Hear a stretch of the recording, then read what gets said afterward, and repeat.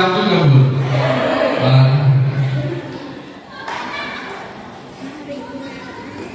Daun salam, daun jati. Alladzi ja'ala alladzi habbaba ilaykumul iman wa zayyanahu fi qulubina wa karraha ilaykumul kufra wal fusuqa wal 'isyan. Allahumma shalli wa sallim ala sayyidina Muhammadin Sayyidina Muhammadin wa ala alihi wa sahbihi ajma'in, amma ba'd. Faqad qala Allah ta'ala wa astaqul qailin, a'udzu billahi minasy syaithanir rajim. Wa la taqul lahumā uffin wa la tanharhumā wa qul lahumā qawlan karīmā. Wa qala Nabi sallallahu alaihi wasallam, al-jannatu tahta aqdamil ummahat. Shadaqallah wa shadaqa Rasulullah sallallahu alaihi wasallam. Yang saya hormati Ketua Komite Sekolah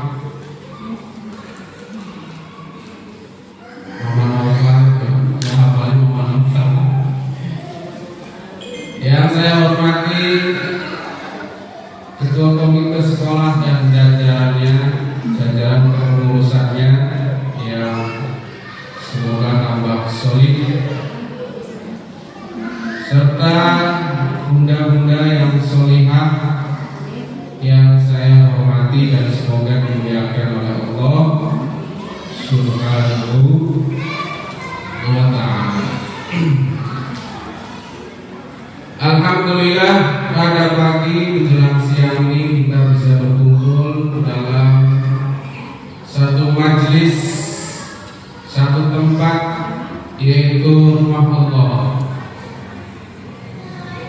Adalah rumah untuk mengingat Allah, ya, adalah masjid, dan kita di sini dalam rangka thalabul ilmi, yaitu mencari ilmu. Jadi ilmu itu harus dicari, tidak ilmu yang mencari kita, tetapi kita yang mencari ilmu. Andaikan orang bisa alim tanpa mencari, ya, maka tidak ada orang bodoh di dunia ini. Maka semuanya akan menjadi orang alim, orang yang berilmu. Ibu-ibu, bunda-bunda yang saya hormati, ini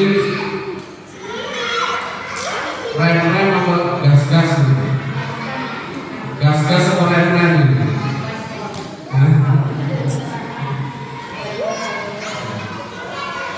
Pilihnya yang gas-gas atau rem? Gas aja ya. Jadi alhamdulillah pada hari ini kita juga bisa berkumpul dalam suatu majelis di mana ketika kita berkumpul dalam majelis ilmu, maka banyak sekali faedah yang bisa kita ambil. Yang pertama,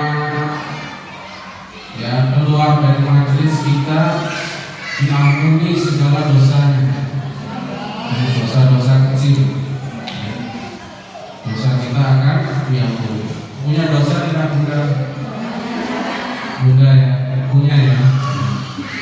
Jangan bunda saya juga punya dosa. Maka sering-seringlah datang dalam majelis, walaupun kita tidak memegang pena untuk menulis, hanya mendengarkan saja. Itu lebih utama daripada kita sedekah 100 onta. Satu onta harganya berapa sekarang? Yang sudah kita masuk kemarin.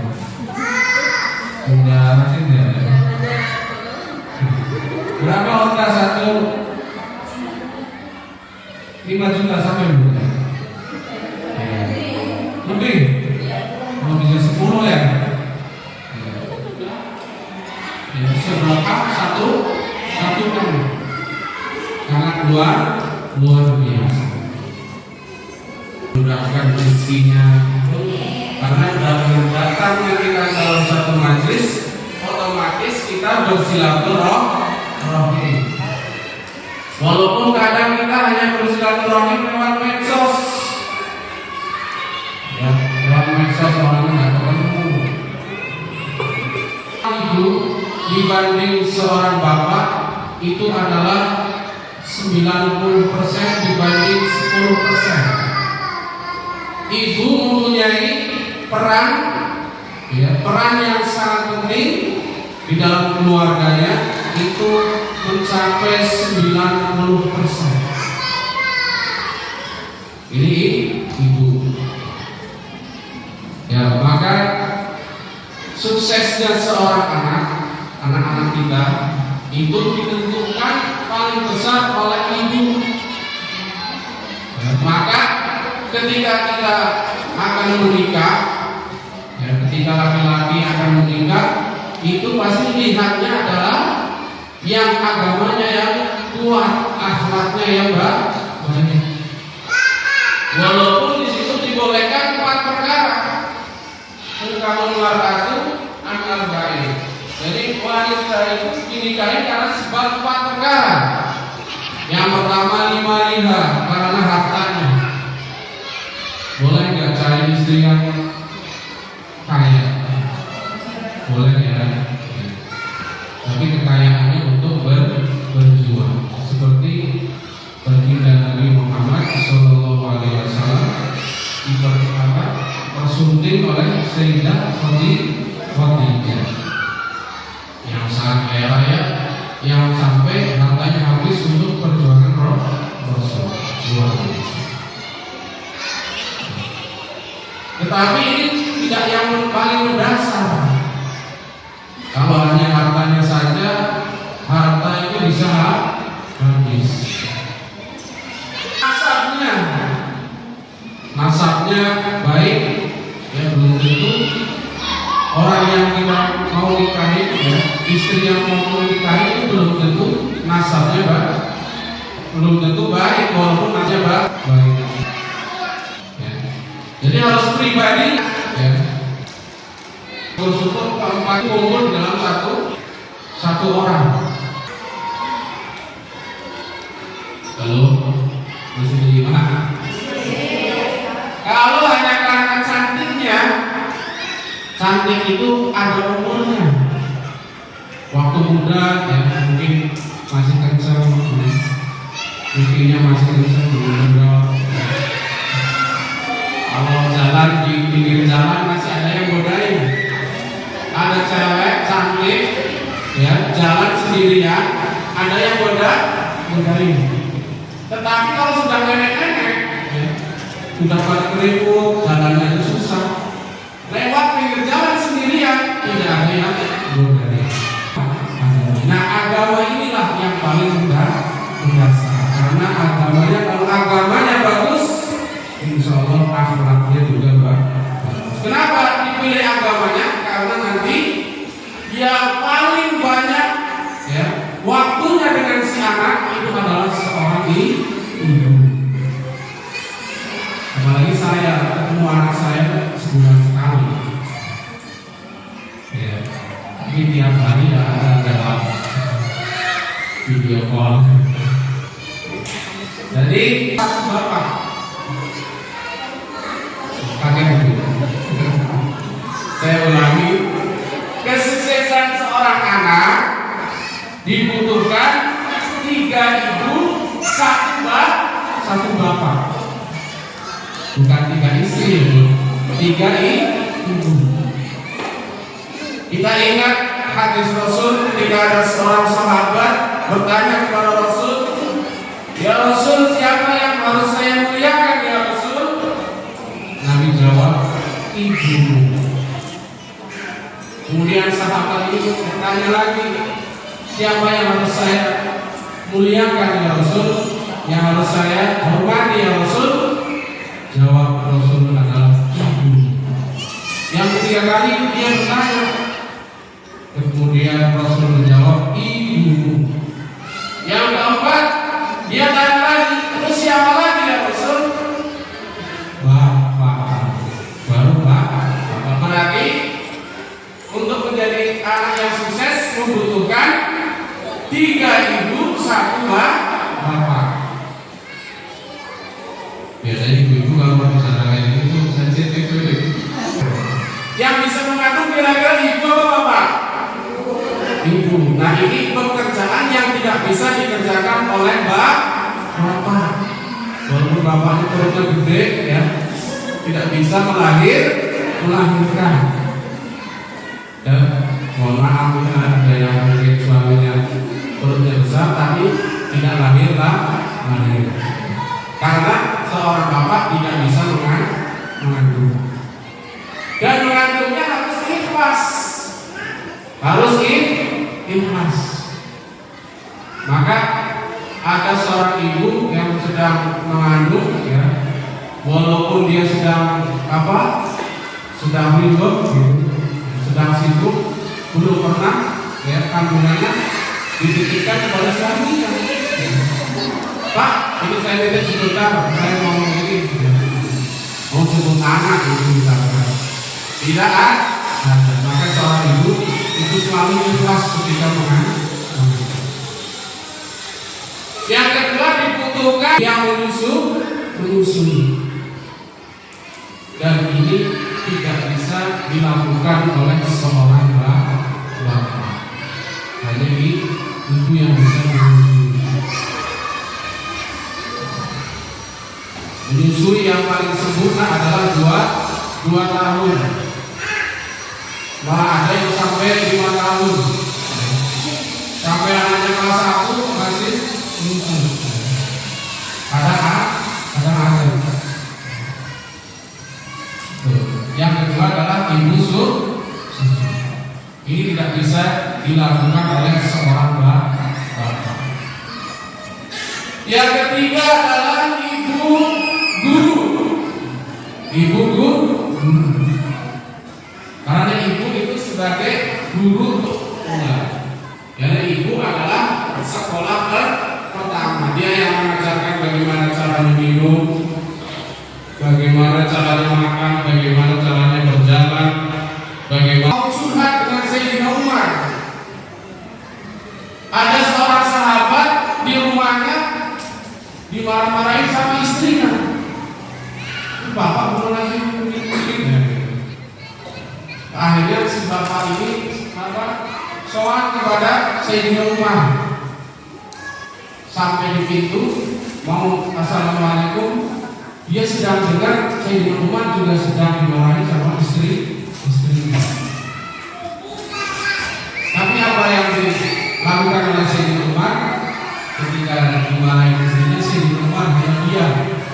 Padahal kita tahu Sayyidina Umar itu jalan yang pernah dilalui oleh Sayyidina Umar, setan saja tidak berani. Itu Sayyidina Umar bin Khattab. Tetapi ketika menghadapi istrinya, dia ada diam. Makanya saya praktekkan. Kalau istri saya ngomong-ngomong, saya diam. Anggap saja radio. Kenapa? Kata Sayyidina Umar ya. Jadi akhirnya si sahabat ini pulang. Percuma saya mau curhat sama Sayyidina Umar. Sayyidina Umar sendiri ada dimarahin oleh istrinya diam. Ya akhirnya si sahabat ini pulang. Nah, kenapa Sayyidina Umar begitu? Ketika ketemu ditanyai, kenapa engkau Khalifatullah Sayyidina Umar, kenapa engkau diam ketika istrimu ngomong-ngomong? Kita tahu bahwa istri itu banyak bicara, sedikit mikir. Ya nggak Bu? Berbeda dengan laki-laki. Laki-laki itu sedikit bicara, banyak mikir. Makanya biasanya pasangan yang lebih duluan menghadap Allah itu adalah laki-laki karena dia banyak pikiran. Kelihatannya diam, tapi banyak mikir. Iya. Makanya kalau suami yang bagus itu kalau jalan-jalan ke mall itu digandeng tangannya, bukan karena besar, bukan ya. Kalau dilepas nanti bisa belanja semaunya ya, diambilin semuanya ya. Maka harus digandeng ya. Ini karena laki-laki lebih banyak mikirnya daripada ngomongnya. Nah, namanya perempuan ya. Perempuan itu jalan lihat tetangganya rumahnya bagus, wah itu rumah tangga kita kan bagus ya. Yang bangun siapa? Ya Pak Tukang. Itu kira-kira habisnya berapa? Ya nggak tahu, orang saya bukan yang bayar. Jadi laki-laki kadang seperti itu. Perempuan banyak mintanya ya. Tetapi kadang diam. Tapi diamnya dia mikirin ucapannya kali si istrinya. Ini lagi dengan ikhlas ya. Ibu menyusui dengan tuntas dan ibu mengajar dengan cerdas di masa emas supaya generasinya berkualitas. Berapa itu?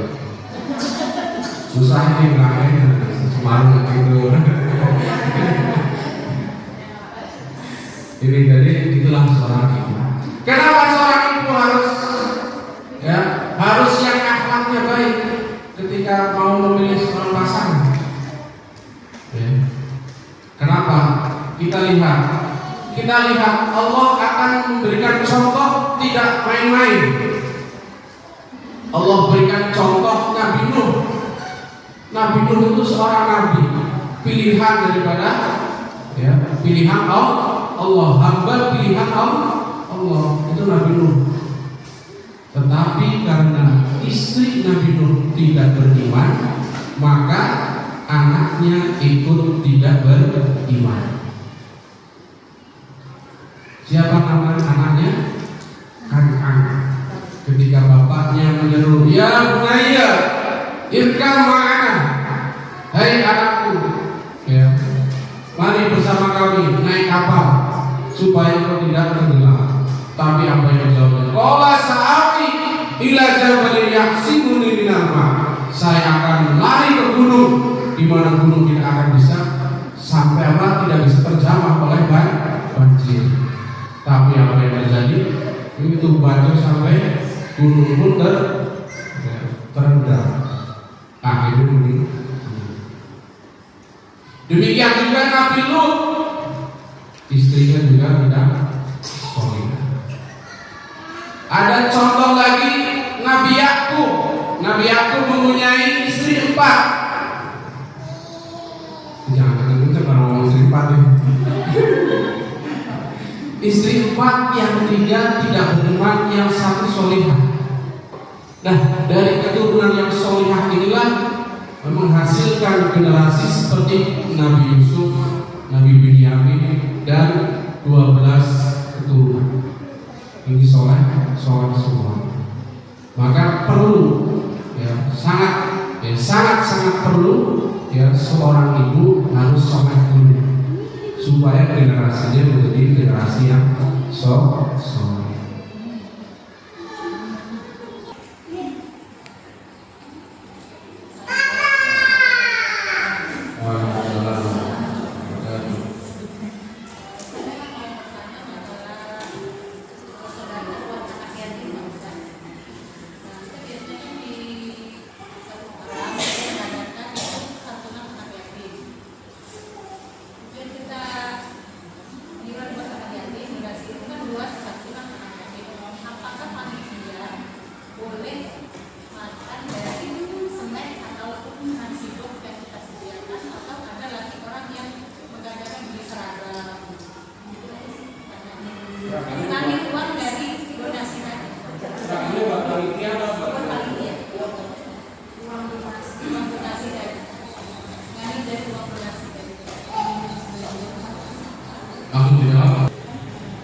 Jadi saya dulu juga pernah pengalaman di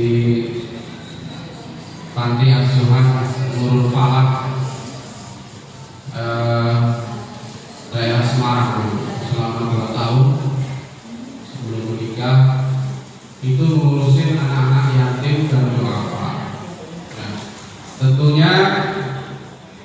sebagai pengelola dalam hal ini mungkin lebih kecil disebutnya sebuah panitia, bolehkah panitia mengambil sedikit untuk snack dan seragam dan lain sebagainya?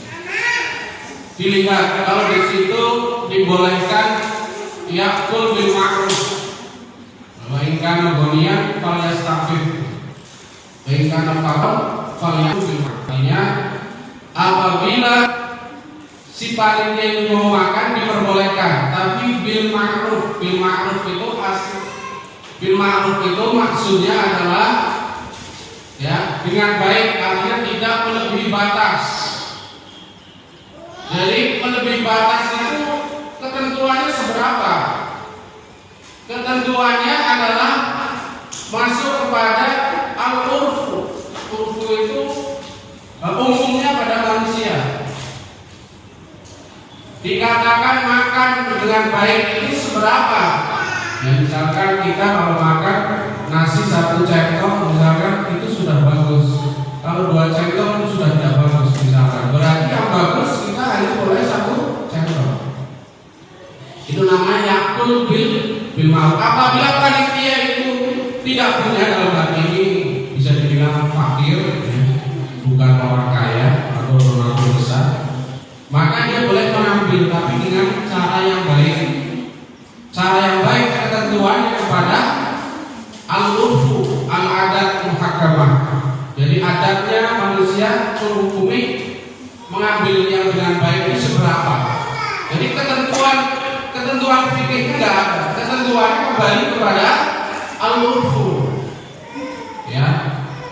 Contoh di bidang sholat, di bab sholat, ketika ada orang sholat misalkan sarungnya bolong, ya, sarungnya bolong, bukan bolong yang bawah, bukan, bolong yang samping, sarungnya bolong, apakah itu membatalkan sholatnya karena tidak menutup aurat?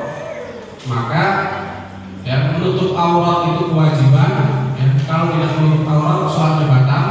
Tetapi ketentuan dibilang itu bolongnya besar itu sebab di fikih tidak dibahas.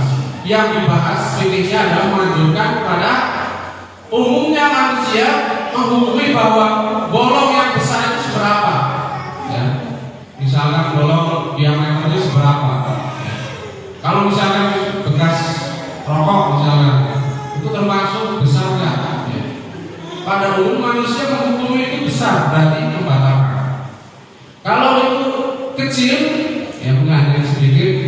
Pada umumnya orang menghukumi itu bolongnya kecil, maka tetap besar. Seperti halnya tadi, yang boleh makan harus dengan bil ma'ruf, dengan baik, artinya tidak berlebih-lebihan. Ya, misalkan dilihat di situ donasinya berapa juta, ya, misalkan 1 juta, ya ngambil misalkan ya 50.000, ya, jangan terlalu banyak, dikira-kirakan saja. Jadi untuk ketentuan pastinya fikih menunjukkan kepada penilaian kebanyakan orang, penilaian pada umumnya orang yang mendapatkan mengambil dengan baik itu seberapa. Seperti kita makan ya mungkin porsi bunda dengan porsi saya beda, ya. Iya nggak? Mungkin porsi bunda cukup 1 centong, ke saya mungkin 1,5 centong. Ya. Jadi bagi saya 1,5 centong itu sudah makan yang baik. Ya, walaupun menurut yang lain tidak boleh berlebihan. Itu ya.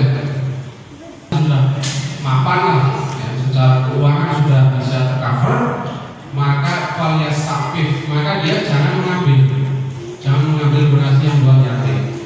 Ya, falyastafif artinya dia harus mencegah, ya, harus menahan, ya, tidak boleh mengambil.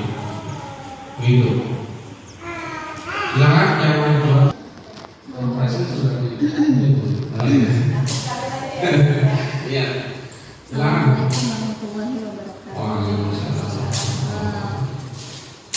Saya bertanya lebih ke fikih ya Ustaz ya.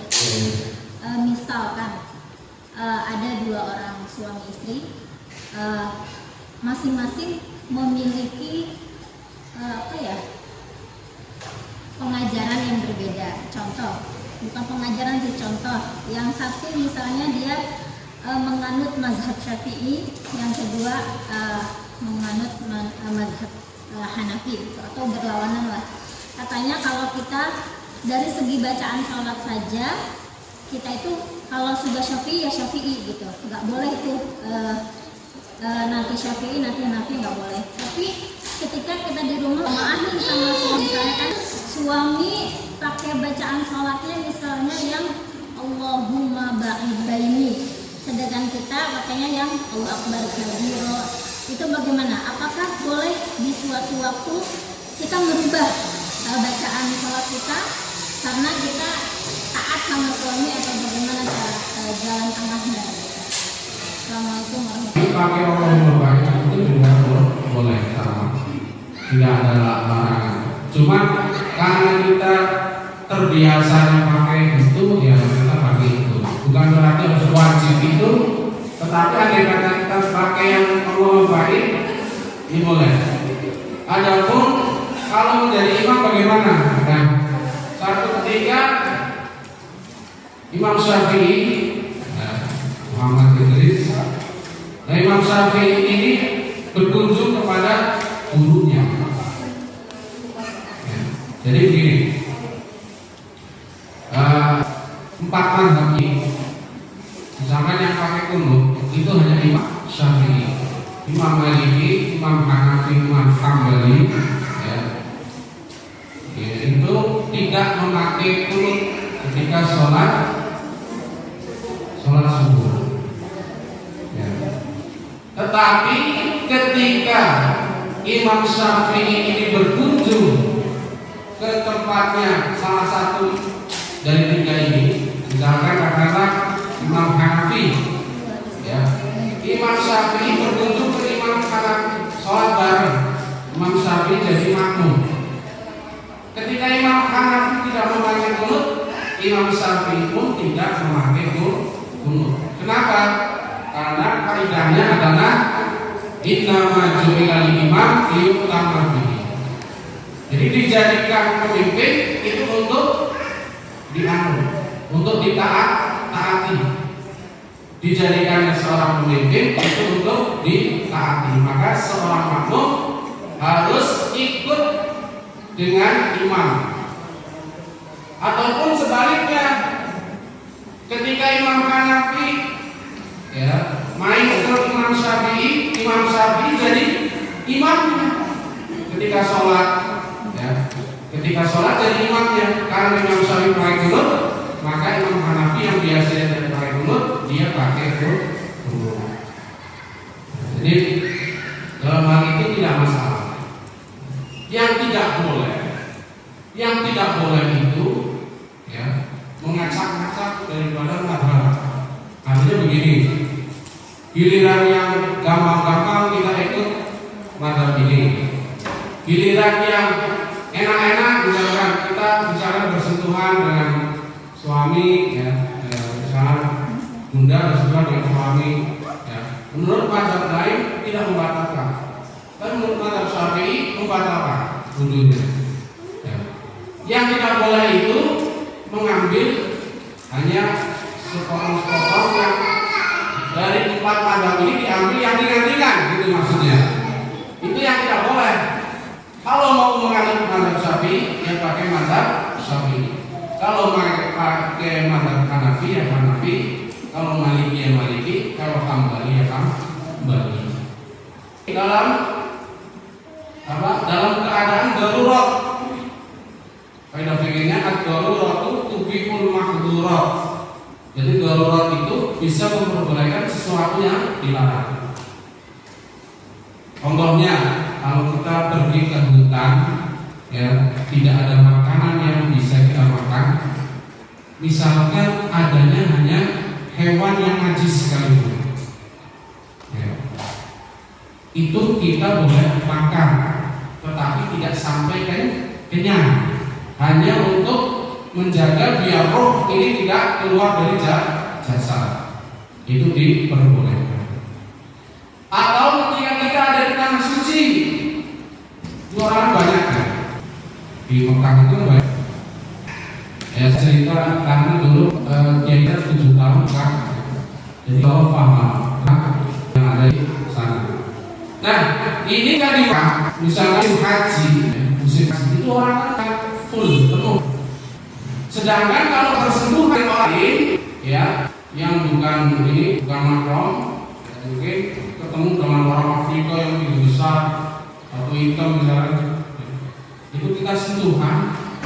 Ini menurut mazhab Syafi'i itu kan batal.